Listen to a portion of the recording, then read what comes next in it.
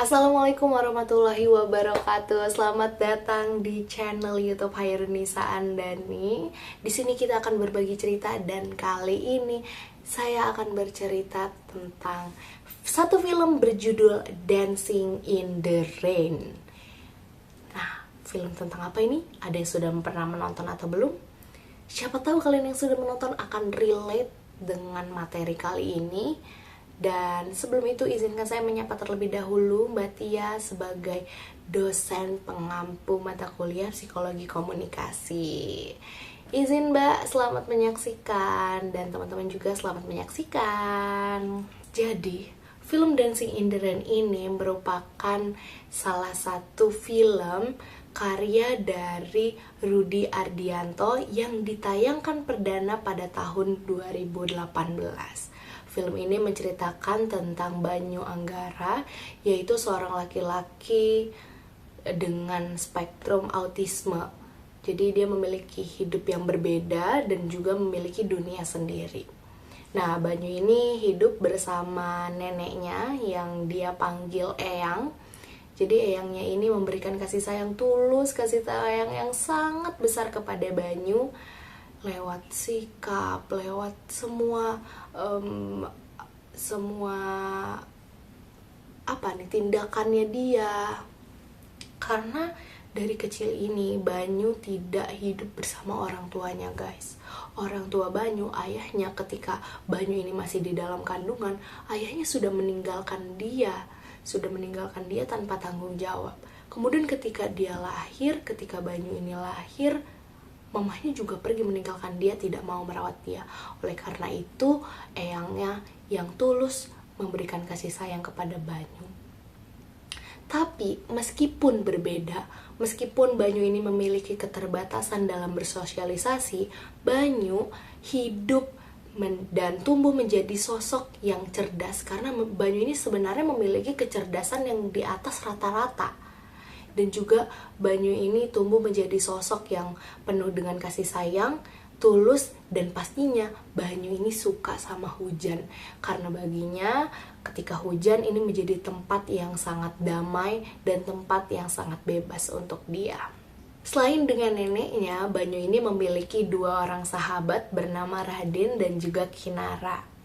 Radin dan juga Kinara ini merupakan teman dari kecil. Jadi mereka berteman dari kecil dan selalu memberikan cinta, juga kasih sayang. Dan persahabatan ini nih yang menjadi pilar bagi kehidupan Banyu yang penuh dengan tantangan. Tapi tentu saja ya, semakin dewasa, semakin besar, semakin banyak juga ujian-ujian yang datang dalam hubungan mereka. Jadi ujian ini silih berganti antara mimpi, antara cinta, dan juga realitas hidup. Jadi guys, berbagai konflik ini kan muncul ya dalam film ini. Nah, salah satu konflik yang muncul itu ketika Banyu ini ternyata jatuh cinta kepada Kinara. Iya, jatuh cinta kepada sahabatnya. Banyu suka sama sahabatnya.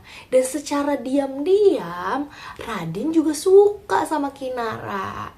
Jadi kayak, wah, ada banget nih konfliknya.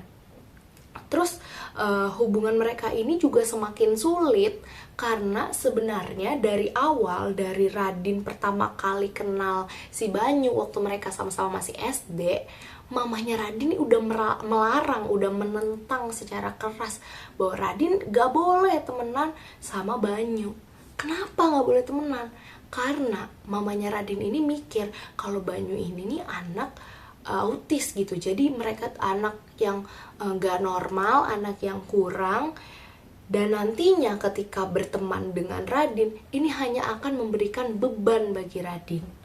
Begitupun juga ketika mereka bertiga udah berteman nih, kan nambah Kinara. Lah mamanya juga lebih gak setuju, nih nambah satu beban lagi gitu kata mamanya. Dan mamanya juga tuh gak cuman berhenti ngomong ke Radin aja, gak yang Radin kamu gak boleh berteman sama Banyu, sama Kinara, enggak.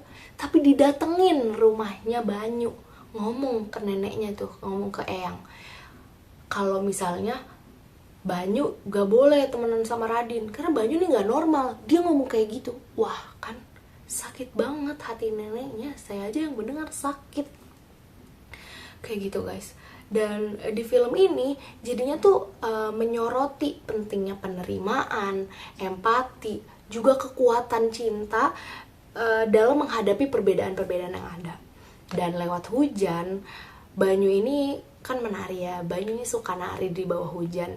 Banyu ini menari bukan hanya untuk dirinya dia sendiri, tapi dia ingin nunjukin ke orang-orang bahwa setiap orang, bahwa setiap jiwa itu meskipun berbeda, dia itu tetap pantas untuk dicintai dan pantas untuk diterima oleh siapapun. Dan tentu saja film ini mempengaruhi diri saya secara afektif. Dari beberapa tahun lalu saya menonton film ini, sebab ketika saya menonton film ini ada berbagai emosi itu muncul dalam diri saya. Entah itu yang kesel banget sama mamanya Banyu, dan udah pasti perasaan-perasaan yang menyayat hati guys, karena banyak sekali part-part yang emang membuat hati saya tuh tersentuh. Dari bagaimana Eyang memberikan kasih sayang yang tulus kepada Banyu. Eyang ini sangat tangguhnya dalam artian dia tuh tegar dalam merawat Banyu gitu, dengan banyaknya penolakan dari orang-orang. Karena kan yang tadi saya bilang, penolakan bukan secara langsung ada di Banyu aja, tapi juga ke Eyangnya gitu, ngomong langsung, konfrontasi langsung ke orangnya. Kan kayak kalau Eyangnya tidak sabar juga gimana gitu. Makanya ini saya sangat-sangat tersentuh dengan kesabaran dan kasih sayang yang diberikan Eyang kepada Banyu. Dan begitu juga bagaimana ketulusan Banyu yang menerima dan menyadari bahwa dunia ini nggak selalu bisa memahami dirinya dia yang berbeda, seperti itu. Dan saya berkali-kali, jujur saya berkali-kali nangis, bahkan ketika film ini, beberapa waktu film ini baru mulai, saya udah nangis ketika Banyu ini ternyata didiagnosa punya spektrum autisme, gimana Eyangnya itu diceritakan, kemudian juga gimana Banyu itu dibully sama orang-orang, sampai akhirnya film ini berakhir. Dan itu menurut saya menjadi satu klimaks yang benar-benar wow, nangis, kejer banget kayak gitu. Tapi juga film ini membangkitkan rasa syukur dan juga kesadaran saya untuk lebih menghargai hubungan, menghargai satu perasaan tulus dari seseorang, dan satu perasaan atau menghargai hubungan yang tulus di pertemanan, seperti itu. Kemudian secara kognitif, film ini juga membuka wawasan saya tentang dunia autisme.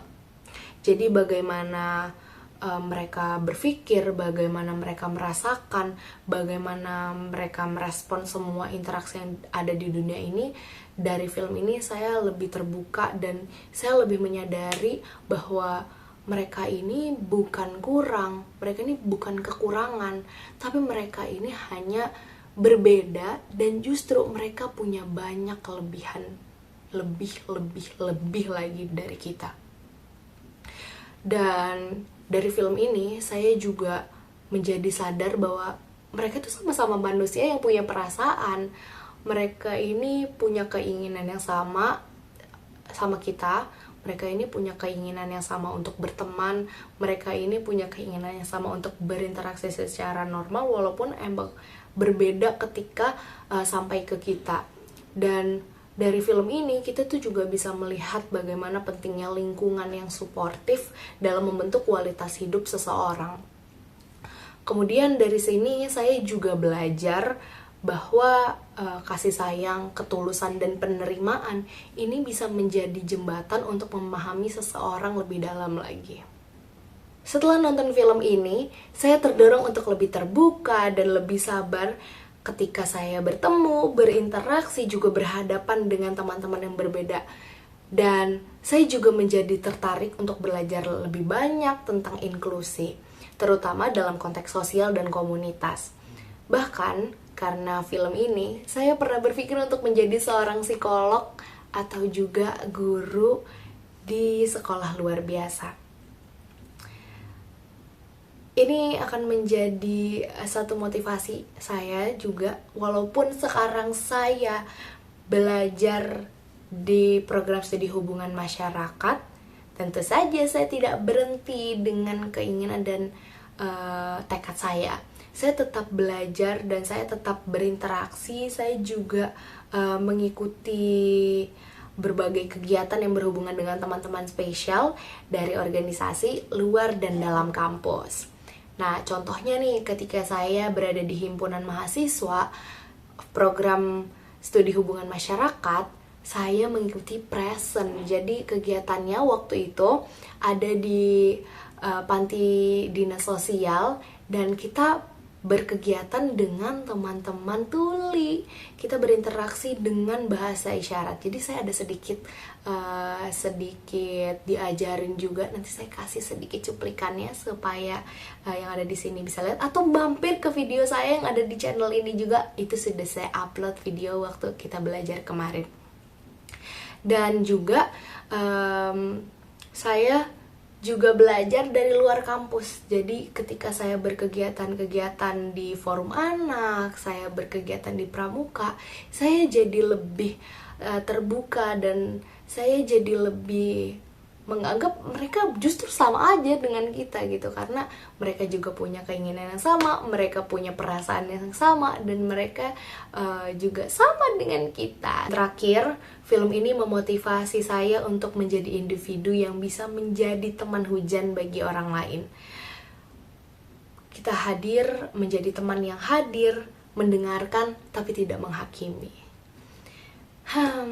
Seperti itu guys, cerita dan pengalaman saya. Apakah ada yang relate dari film ini? Atau justru kalian yang belum nonton jadi penasaran sama film ini? Boleh langsung aja di search film Dancing in the Rain. Terima kasih dan sampai jumpa. Wassalamualaikum warahmatullahi wabarakatuh.